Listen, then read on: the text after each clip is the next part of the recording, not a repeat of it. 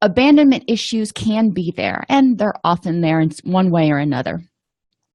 So we need to be able to address this and figure out exactly what it is that's causing dysfunctional relationships and what it is that triggers this fear inside our particular clients. Connection is a basic human need. We don't just grow up and all of a sudden we can become hermits and we're perfectly fine. Some people just give up, but most people need some sort of human connection. Extroverts tend to need more human connection than introverts, in that we draw energy from other people. Introverts are just fine with one or two other friends that they see occasionally. So that's going to be important to consider when you're talking about abandonment issues and why one person develops them where another one doesn't. As infants and children, survival was dependent upon the relationship with the primary caregiver. When a child is born, when a child is 2, when a child is 6, they can't just run up to the grocery store, buy what they want, and come home and fix themselves food. They can't pay to put a roof over their head. So as infants and children, if the primary caregiver is not there, it's a life-threatening issue. Not only are they not getting the emotional support that they need, they're not learning how to identify their internal states and effectively meet their own physical and psychological needs. But, without the caregiver there, they may not eat. So this is a big deal for children.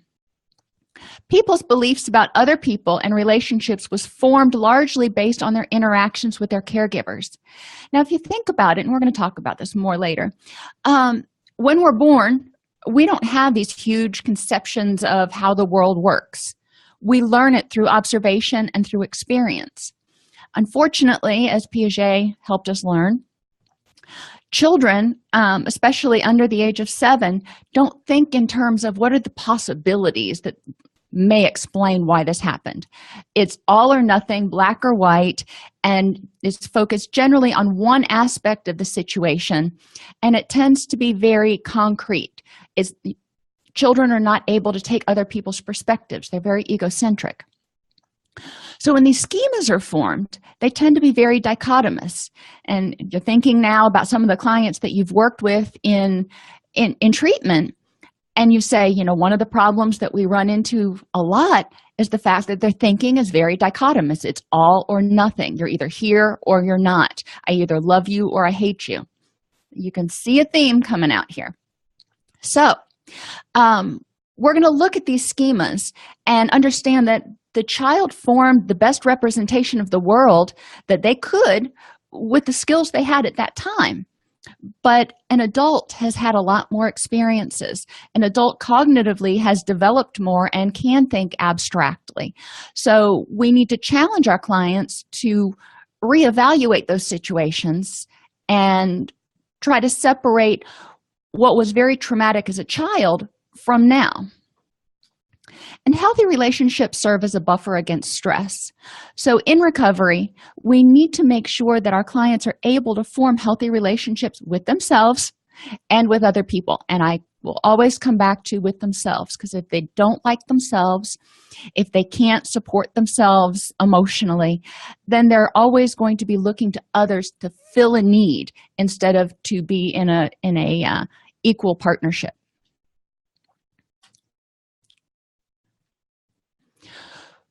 We want to help people address beliefs that are formed as a result of these negative relationships and help them create a new understanding of those events. Maybe mom wasn't there because, yes, she was a cocaine addict and she went to jail, and, there were a lot of things that went into it. A child sees that as the child's fault because it's egocentric. Mom went away, it must be because of me. We need to look at it again as an adult and go, well, what else might have been going on that your mom chose to use cocaine or chose to abandon the family instead of staying? Are there other options? Are there other explanations besides it was all about you? Maybe it was all about her. She was not functioning well. She was hurting. She was desperate. Let's look at some of the options.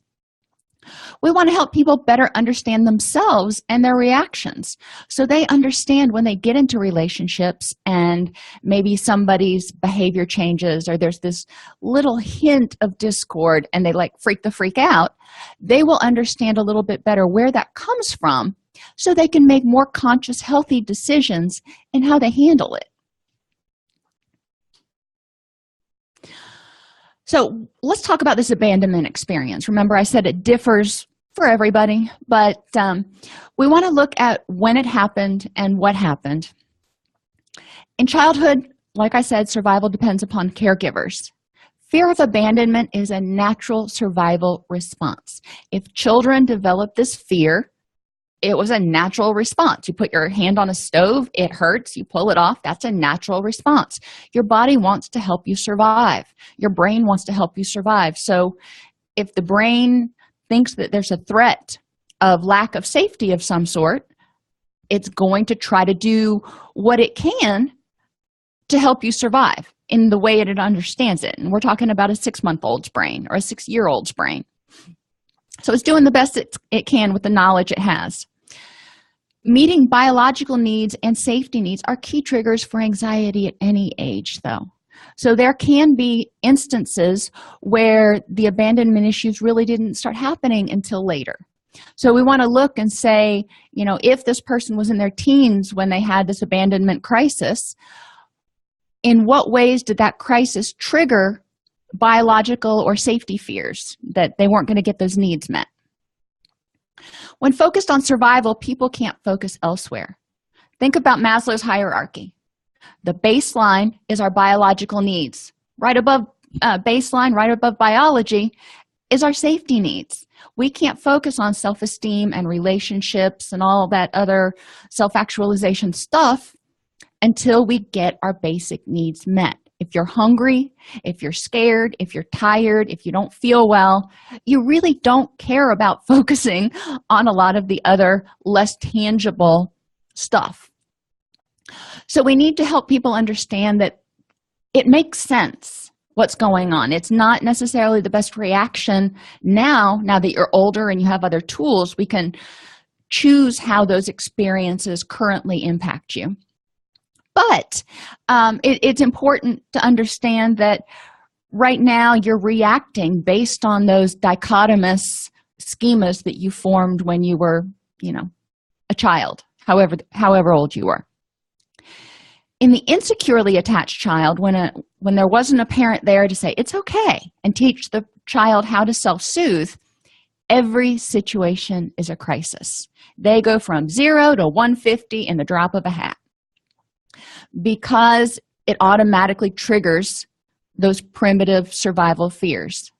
Now remember, schemas are the way we kind of conceptualize the world. When we think about perceptions and attributions, when we go out into, you go to a college campus, your schema, you have a schema formed that says, okay, on a college campus, this is kind of what I would expect to see.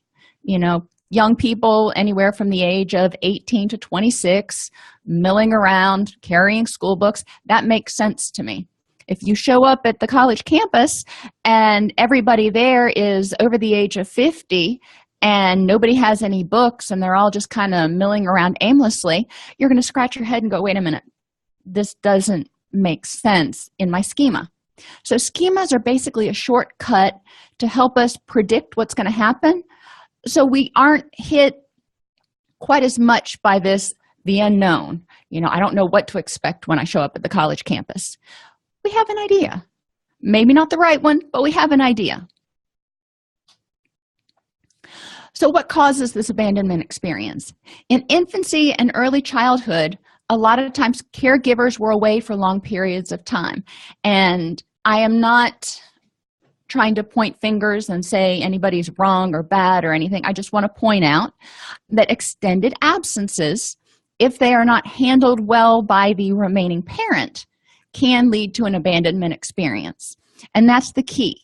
The remaining parent is able to mediate this response. In the case of soldiers who go overseas, they're deployed for 6 months, 18 months. That's a really long time for a child. But there are ways to handle that. So I'm not saying that every child of a soldier has an abandonment experience. That is so not true. But it is important to understand.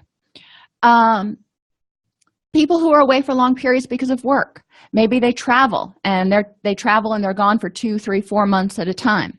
Again, if the remaining parent is able to help the child negotiate and navigate, especially if they're able to still contact the traveling parent, it's a much different experience than if the traveling parent just disappears and shows back up whenever. Parents go to jail. It happens. If the child is able to visit the parent in jail, it may help. Sometimes the child may feel, rightly or wrongly, that whatever the parent did, they chose to do in spite of, because they loved that activity or they loved that substance. Usually it turns out to be addiction, more than they loved the child themselves. And this is a big issue we have in early recovery with clients who have addictions, is helping them reforge those bonds with their children who are like, well, why did you choose that over me? Some parents choose to abandon the family. And, there can be a lot of reasons for that. That's a whole different class. But if a parent just up and leaves, goes out for cigarettes and never comes home, we hear that all the time on TV skits, there's not much the child can do to wrap their head around and understand why. So they've got to make sense of it. And then death. Death is hard for grown-ups to understand. Death is even harder, in many cases, for children to understand. I've known some children that seem to be wise beyond their years, but they're the exception, not the rule. So something that causes the parent to be away physically for long periods is one. And that, like I said, can be mediated by the remaining parent and by the ability to have some kind of contact with the absent parent, even when they're away. So maybe through letters, maybe through Skype, whatever's available. Other things in infancy and early childhood is if the parent has been inconsistently or unpredictably physically or emotionally present. This is more true with parents that have some sort of emotional distress. And you notice I didn't say mental illness. If somebody is going through a crucial, stressful period, they may not be able to deal with their children. If they're in extreme emotional distress, they may not be able to recognize the needs of their children at that point because they are in their own turmoil. If this happens a lot, then it may cause the parent to be unpredictably emotionally available. Addiction, we know the person is struggling to deal with life on life's terms. They're trying to numb out the pain with the addiction, which means when they're using, they're probably numbed out to everything. And when they're not using, they're probably overwhelmed and in a state of emotional distress. So again, they're not emotionally present. And then there's the case of the parent that's just ill-equipped to deal with a child. When you have 14, 15-year-olds having babies, or you have someone who has a severe and persistent mental illness, who has a child and just doesn't even know how to deal with this being. We would have women in our mother-baby unit, one of the places I worked, and they would give birth, and they were raised, or they came to believe culturally, if you want to say it that way. I don't know that that's really accurate, but they would put their babies in the swing, and they wouldn't touch them again for 8 hours unless they had to change a diaper or give them a bottle. And they would do that and then put them back in the swing in front of Elmo. And I had a big problem with that because they weren't really responding to the child. They were just like, you've got your needs met. If you're crying, you just need to cry it out. Not so much. So these parents, it's not that they were trying to be bad parents. They just didn't have the skills. They didn't know what they were supposed to do with the children or how to react to the child when the child was crying.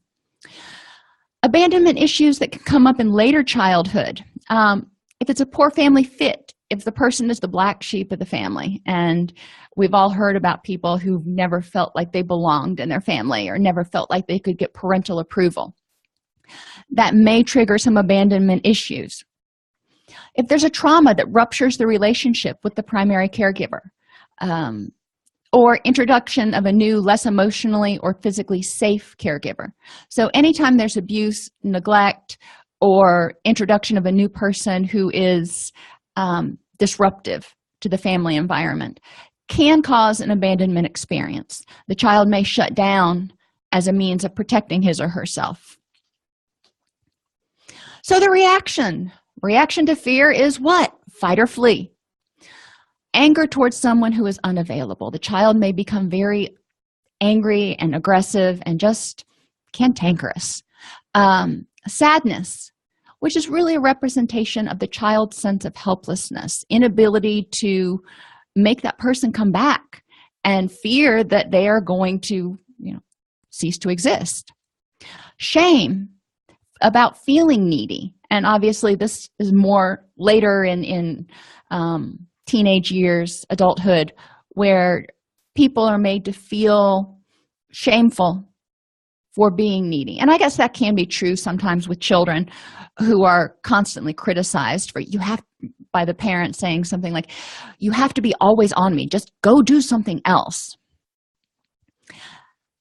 Fear of rejection, isolation, fear of loss of control of the unknown, and fear of failure. We've talked about these before.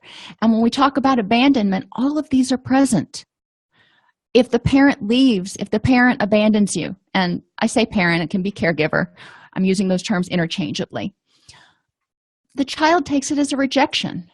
The child fears isolation because they can't, put on their Pampers and crawl next door and make a new friend. Loss of control. They don't have any control over making the one person who is responsible for their existence come back. That's kind of deep. And failure. How must a child feel like a failure if the caregiver chooses something else over them, or is constantly criticizing and telling them to go away? So questions for our clients. When we think about these fears of rejection, loss of control, of failure, feeling shameful because people made you feel needy, all of these things, what caused these fears for you as a child? Let's think about some instances when this happened. And when you felt like fearful that you were being abandoned, when these things were going on, how was this reasonable or helpful? And I know you may be scratching your head right now going, what? As a child, these reactions were reasonable and or helpful in some way or another. So we need to figure that out. What was the survival purpose? This helps clients kind of start putting things into perspective and go, okay, I see how that kind of made sense. But we move to the next question. What causes these same fears or feelings now? And how are your reactions to these situations unhelpful? Because the way you reacted when you're 6 is going to be different when you're 26. So we're just going to add another layer of difficulty on top of it. Based on their temperament, children need different types and amounts of caregiver interaction. And if you've had children, or you've been around children, or if you've worked in a classroom, you know this. You know that there are children who are wide open constantly. Well, not constantly. My son, when he was awake, he was wide open. I mean, it was like there was no middle ground. He was either sleeping or wide open. But he would also get easily overstimulated, which would mean he would need structure. And in order for him to start understanding that, we had to work with him to help him understand what it meant when he started feeling a certain way, so he could identify before he would melt down and do something differently. Then you have the Energizer Bunny. And I'll use my kids as examples. My daughter wasn't wide open. She was constant. But I swear she never slept. When she was awake, she had this steady, moderate pace of inquiry and play and everything else. I mean, she was a good girl. She was a wonderful child. But she never really took a break. She just kept going and going and going. And, as a parent, I've got one that's wide open and all over the place, and then I've got her who's an Energizer bunny. I'm going, oh my gosh, some days. So I can see how parents get overwhelmed sometimes. These children require different types of interaction. Haley, my daughter, she really didn't need a whole lot of interaction. She was more of an introvert. She was inquisitive. She would read books. She would play. She would do pretend stuff. And, she would gladly engage with you, but it wasn't like she had to have your constant interaction. Sean, on the other hand, would take my hand and he would lead me over somewhere and he'd go, let's do this, mommy, or let's go do that, mommy, or sit down and play with me, mommy. So he was wide open, but he expected me to be wide open with him the whole time. And I would get overstimulated. They needed different amounts of attention. They needed different amounts of reinforcement and different amounts of guidance. The introvert child is the one who can go and just play independently quite nicely without feeling neglected. Some kids are like that. The extrovert child is the one who always wants you to play with them. And they are just, it's not that they are angry or that they can't do it themselves. They just want to share it with you. Understanding what the kids need and finding a way to help them harness that and understand their needs is important in early childhood. It's not like you can tell the extroverted child, no, I need 2 or 3 hours to just let my hair down, so you need to go do something, watch Barney for a couple hours and we'll be fine. That's rejecting to the extroverted child who just desperately wants to interact with you and learn. By the same token, I feel I need to put the little caveat in here. It is important to pay attention to the behaviors that are being reinforced. So if a child is doing something that ultimately will not be helpful or productive, we don't necessarily want to reinforce that all the time. That's a parenting issue. What we're focusing on is how did the child feel and how can we address those issues that may come up for the person now. And schemas. I talked about it a little bit earlier. Based on their needs and caregiver reactions, children form schemas or core beliefs about the world and others. If they go to mom and they ask her to play and she always says no, then they're going to learn that the world is rejecting. It's not a safe place. If they fall down and mom responds right away and gives them a hug, they're going to learn the world is a safe place.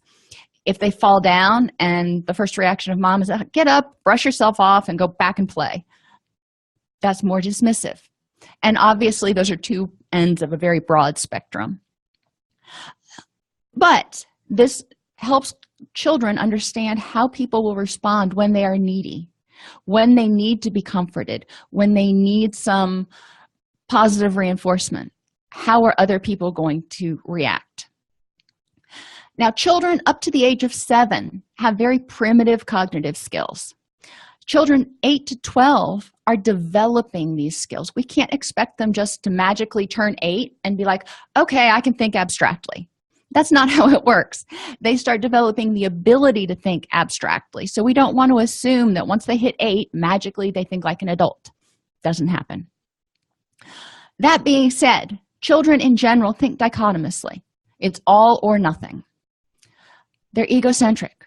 Whatever happens is a result or impacts on them, and they think about how it impacts them. So if it makes them sad, they assume it makes others sad.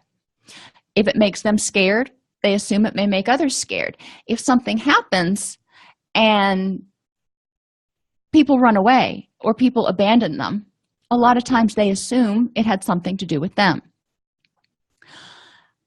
By the same token, children can only focus on one aspect at a time. So they can't go, all right, let's consider this situation here. Mom and dad are fighting all the time, and dad's been drinking a lot, and he just lost his job, and yada, yada, yada. So maybe dad just needed to take a time out.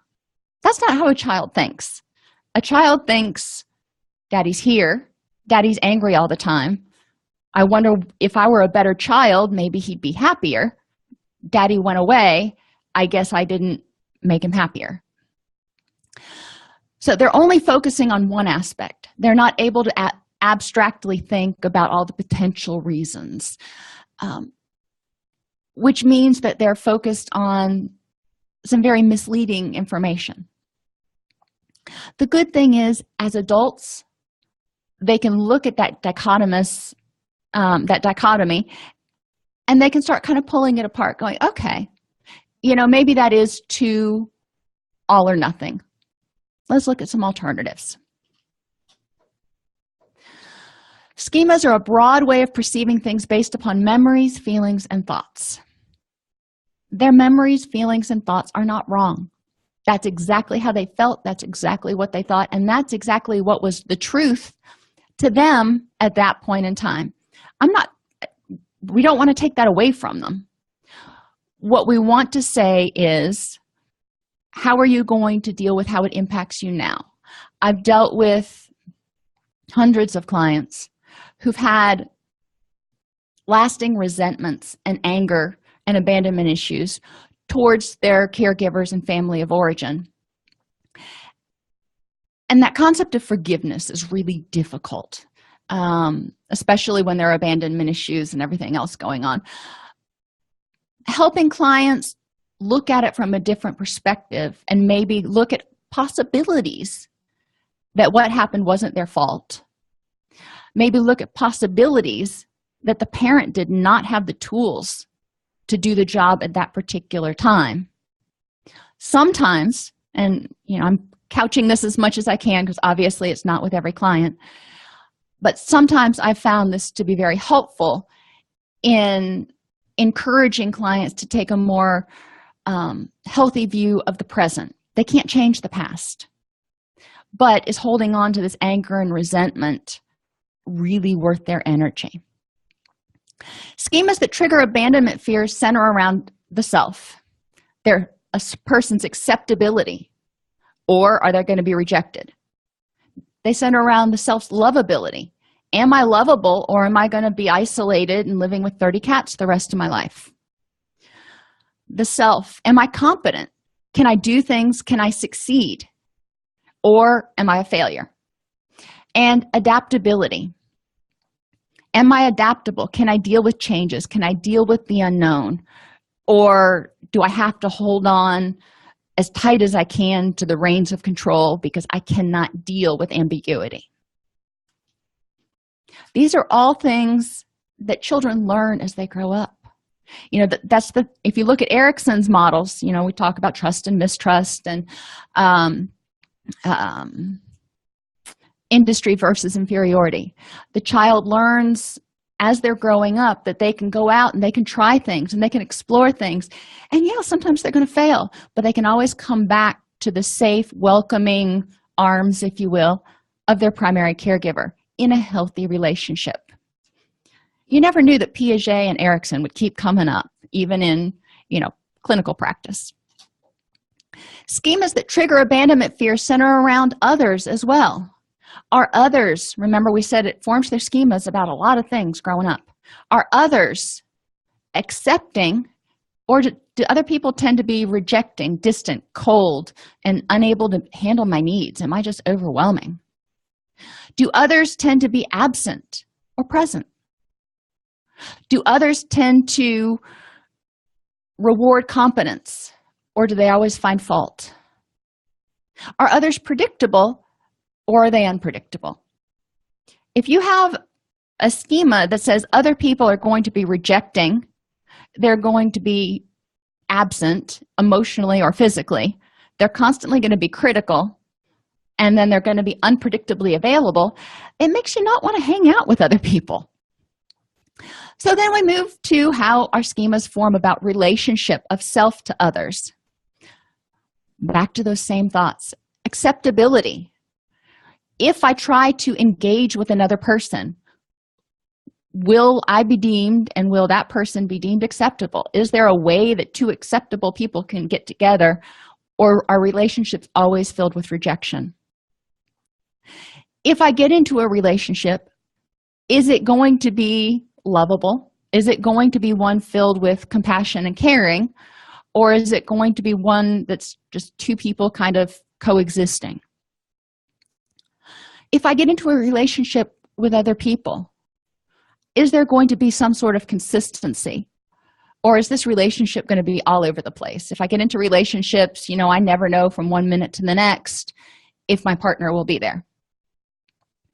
And if I get into a relationship, do I have any control over whether that person stays around or not?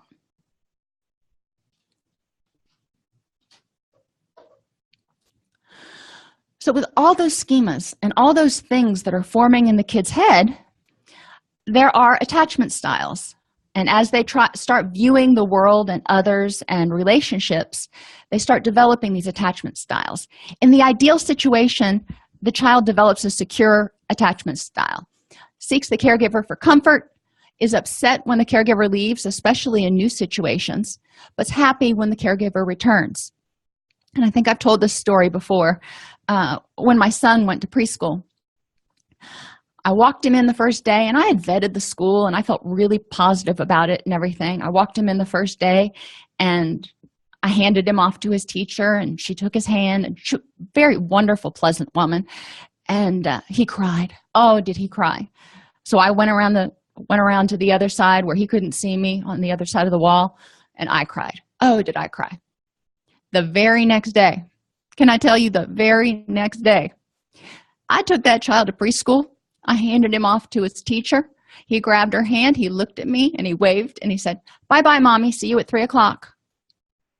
Excuse me? So again, I went around the wall, and I cried, and I cried.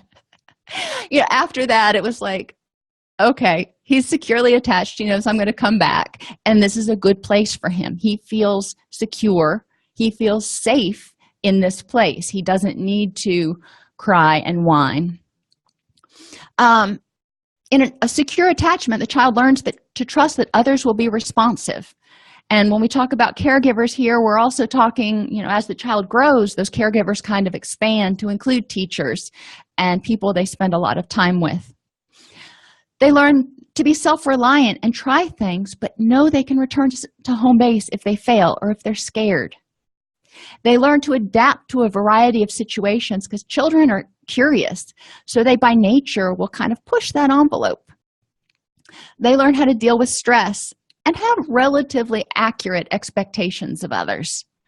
So in a secure relationship, if something happens and the child feels rejected, he goes back and sits with the caregiver, and the caregiver kind of decompresses and helps him process what's gone on.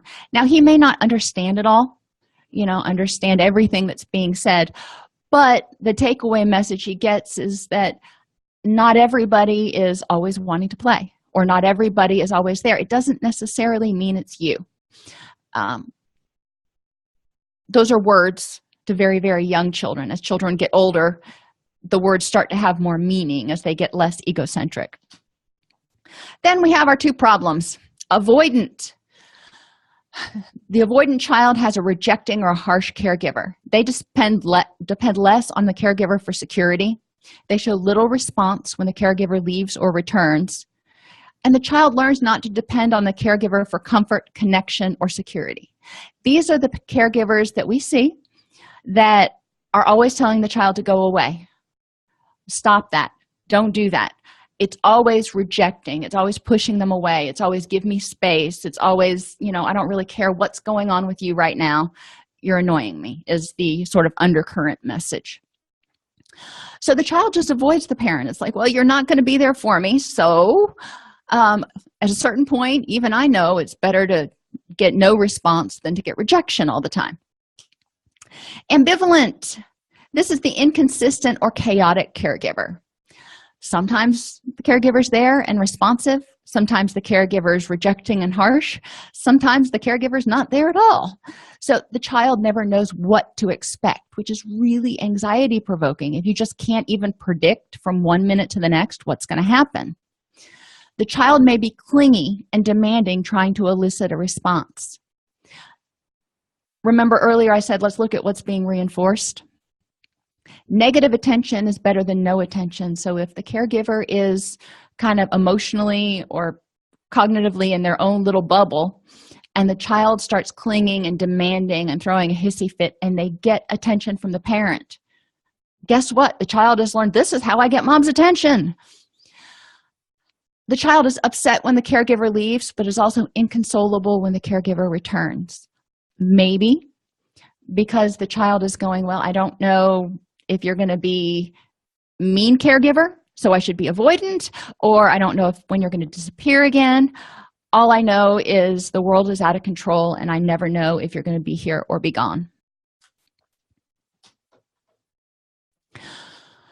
All these things put together create a situation where the child may develop some core beliefs about relationships and abandonment. The first one is an abandonment belief. All people leave. That one's pretty simple. Second one is mistrust. People will hurt, reject, or take advantage of me, or just not be there when I need them. So I can't trust anybody. I can't rely on anything. Emotional deprivation. I don't get the love I need because nobody understands me, cares about me, or even tries to meet my needs. Defectiveness. If people knew me, they would reject me. Think about how many clients have communicated something like this in session. I can't let people know about these thoughts or feelings because I'm not acceptable. Failure. I don't measure up. I'm not able to succeed. One thing I want you to notice is the all or nothing language in these schemas. All people leave. It's not some people leave when they're having a bad time. It's all people leave. Mistrust. People will hurt and reject me. Period. There's no caveats. There's no conditions. That's the way it's going to be. These core abandonment beliefs are that dichotomous state right now. Now, we can alter those in therapy, or, people can do it on their own, but they need to know what to start working with and what to alter. We can help people change the all or nothing language in these schemas and say, okay, people leave, that's true, but some people stay. So let's look at why some people leave and why some people stay, which is kind of where we're going now. So what do we do with these clients? Well, when these fears are triggered, we go to the fight or flight response. So fight responses basically communicate, you don't want to leave me because. So there's aggression, hostility, blaming, and criticizing. Dominance or trying to control the other person, bully them into staying. You can't leave me. You won't leave me. Recognition seeking to get attention, validation, or approval. If I am all that and everybody wants to be with me, then you won't leave me. Manipulation and exploitation through seduction, lying, or justifying. Making excuses for others' inappropriate behavior, and clinging and chasing. You are not going to leave. You don't want to leave me, and I'm going to prove to you why. The flight reaction more communicates, you know what? I don't care if you leave, because guess what? Everybody leaves. Withdrawal, physical or emotional, including addiction. And we can talk about drug addiction. We can talk about behavioral addictions. Basically, it's anything that can help the person escape from this pain and this fear and this anger that's being triggered by their thoughts of abandonment. And distraction. They will do whatever they can to distract themselves. So now that we're got all that kind of under our belts, how do we help clients deal with these core beliefs? The first one, abandonment. All people leave. Some questions that we might ask clients is, what does it look like to be available? If you say all people leave, okay. So if somebody didn't leave, what would that look like? What does it look like if somebody's available? Because we don't want to just lump everybody together. Who in your past left you or was emotionally unavailable? What did they do to make you feel rejected or abandoned? And what are some alternate explanations? What else was going on for that person at that time? And sometimes if you go to the Cognitive Processing Therapy Challenging Questions worksheet, and you can Google that, but it walks you through some very poignant questions to help challenge some potentially irrational beliefs or even schemas. My goal here in asking these questions of clients is to encourage them to start looking at possibilities that maybe not everybody leaves all the time. Yes, it happened in the past, but was it about you? Who in your past has been available to you emotionally? It may be nobody, and generally that's the first response you get is no one. Listen for clues throughout the therapy sessions about people who might have been there. Who in the present, back there, lots of abandonment. In the present, we want to create a situation that's not filled with abandonment. So who's available to you emotionally? And it may not be a lot of people, because my guess is, and my experience is, people with a lot of abandonment issues shut people out. So they don't let other people be there for them emotionally. But this is something we can think about. What do you do in your current relationships that might cause people to leave? Do you push them away? Because a lot of clients are very in tune to the fact that, I get into relationships and I go in head over heels and I overwhelm them and it pushes them away. Okay. What are your alternatives? How can you avoid doing that? If you're clingy, some people say, well, in my prior relationships, people have said I was just too high maintenance. I was too needy. I was too clingy. Tell me what that looked like. Did you need to have texts every 15 minutes, 24/7, 365? What does that look like? If you don't get those, what does that mean to you? And how can you make it so it's workable in an adult relationship where people have responsibilities? What would be a reasonable step down that would still help you feel safe, but not be overwhelming to the other person? The mistrust schema. People will hurt, reject, take advantage of me, or just not be there. Okay, so again, let's start out with the positive. What does it look like if someone is trustworthy and safe? Because these are the people we want in our life. If you start having them identify what that looks like, then they might be able to say, my friend Sally, that sounds an awful lot like her. People with abandonment issues, even if somebody is trustworthy, even if somebody is compassionate, will tend to look and see the negatives because they fear getting hurt again. They fear abandonment. So those criteria, those characteristics may be there in some of their current relationships, but they're overlooking them because they're seeing what they expect to see: abandonment, hurtfulness, etc. Who in your past was untrustworthy and safe? What did they do that taught you people were untrustworthy or dangerous? And what are some alternate explanations? Now that you look back at it, we probably need to deal with whatever this issue is that created the abandonment fear. As an adult, can you understand it differently? Who in your past has been trustworthy and safe? Even sometimes, maybe not all the time. Who is in your present is available and trustworthy? We've already talked about what it looks like.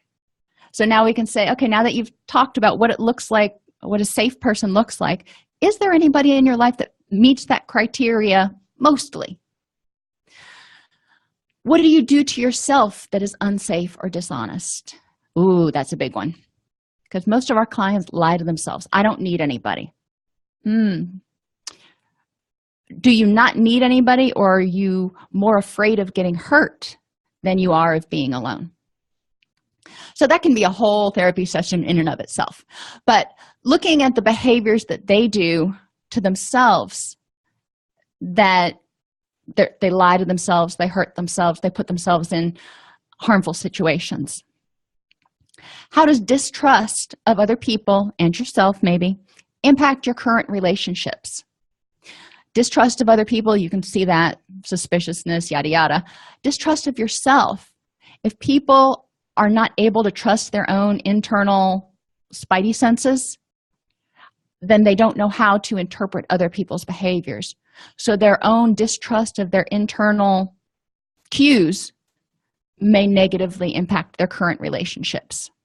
So what could you do differently to create this situation where you trust yourself and you can surround yourself with at least a couple trustworthy others? And what will that look like? Emotional deprivation. I don't get the love I need. Nobody understands me, cares about me, or even tries. What does it look like when someone understands you and meets your needs?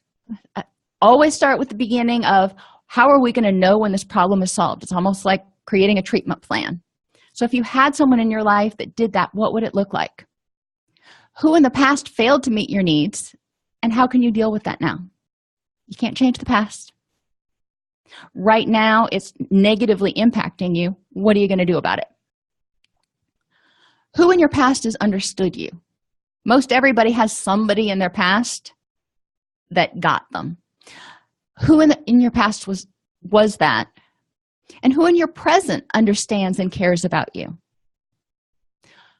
Another big one, how can you start better understanding yourself and taking care of you? Because remember, we talked at the beginning of the presentation about the fact that people with abandonment issues often tend to act in ways in relationships that they realize are not really productive, but they don't understand why they're doing it, but they feel just terribly driven to do it. The anxiety and the fear just is overwhelming. Helping them understand themselves is a big step. Helping them be compassionate with themselves and not telling themselves, well, you're too needy, or you're too this, or you're too that, or you'll never be a success. Helping them be nice to that inner child, if you will, or just be nice to themselves. I don't care how you separate it for them. And what can you do to start getting your needs met? Well, first you got to know what your needs are. And that's going to be a big issue for a lot of our clients, to realize, what is it that I need in a relationship? It's not going to be Disney princesses. So what are we going to what do we really need in a relationship? Defectiveness. If people knew me, they would reject me. Okay, so how will you know when you're accepted or acceptable? A lot of this goes to self-esteem work, helping them understand what about them is lovable, and also helping them understand that nobody's perfect. Who in your past made you feel defective? Were they always pushing you away? Were they always criticizing you? Were they always doing other things that made them feel defective? One of my friends has a parent who is very critical, and her mother will just smile at her and nod and say everything's okay, and oh, I'm so glad you did that, and then turn on a dime and be like, oh, I'm so glad you're not doing that anymore. I was just so beside myself. So she never knew what to expect from her mother. She couldn't trust her, and she always knew that whatever she did, whatever she chose, was going to be wrong. So we have to look at, all right, so are your choices always wrong, or does this have more to do with something with your mother's stuff? How can you silence those old tapes? Sometimes we hear stuff that people said to us when we were children about being not good enough, about being defective. How do you silence those old tapes and say, you know what? That's not me anymore. Or that doesn't matter. Maybe I'm still not good at it, but it doesn't matter. Who in your past has been accepting and supportive? Who in your present is accepting and supportive? And it may be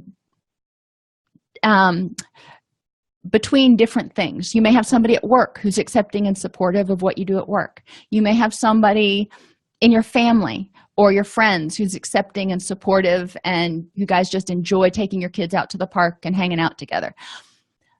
It may not be an across-the-board accepting and supportive, especially if the person's not in a long-term relationship with someone and has divorced themselves, at least, theoretically speaking, from their family of origin. So we may need to look to find where the acceptance and support is coming from and figure out ways to increase that. And how can you start accepting yourself, realizing that you're not going to be perfect all the time? Failure, I don't measure up. I'm not able to succeed. So what does it look like to be successful? My definition of success and one of my friends' definitions of a success are very, very different. I'm not going to say that that person's definition is wrong because that's their definition, but it's very different. So what does success look like to you? What in your past made you feel like a failure? Because again, we always want to go back and confront those schemas and address the all or none thinking. I'm a failure. No, probably you're not a failure. You may have failed at something, but you globally as a person, as a human being, are likely not a failure. So what are alternate explanations or ways of viewing things that happened in your past in which you felt like a failure? What have you succeeded at? What are you good at in the present? A lot of our clients are really, really good at minimizing their positive things and going, oh, you know, I suck at this, this, and this. And you're like, well, you got promoted to vice president. Oh, well, anybody could have done that. Come again? We want to encourage clients to pay attention to that and not minimize their successes. Ask them what it looks like in terms of being successful in relationship with other people. Ask them, who are 3 successful people you know and what makes them successful in your eyes? You can have them talk about whether success equals happiness. So if success means being the richest and having the biggest house on the block, does that mean, if you get that, are you going to be happy? How does that equate? Another way of asking it, and these are all different ways of kind of asking the same question, so you can be a politician for a while. What do your kids need to do to be successful? If they have one standard for themselves and another standard for everybody else, and they're holding themselves to a higher standard than they would hold anybody else to, which often happens, this is something that we want to point out. Because as long as they're telling themselves they're a failure and they don't measure up, that's what they're going to project. Triggering relationships. A lot of times people with abandonment issues get into relationships that are unhealthy, or they may get into relationships that are healthy that don't last long because they are so unhealthy. Either way, if they get into a relationship and any of these behaviors come out, it will likely trigger abandonment issues. If they're in a relationship with an abandoner, someone who's unpredictable, unstable, or unavailable, you can see where that can be a problem. Now, it's important to remember that everybody is going to be unpredictable at times, but it's whether it's a pattern or an exception. Getting into a relationship with someone who's abusive, they're untrustworthy, unsafe. The depriver is detached or withholding. The devastator is someone who's always judgmental, rejecting, and critical. And the critic is also critical, but also highly, highly narcissistic, always putting themselves as perfect and painting you as anything but. So questions we want to ask clients: how do you exhibit these behaviors? Because guess what? They probably have some of these behaviors in their repertoire. They can start working on them now so they don't create the same negativity in future relationships. In what ways are these present in your current relationships?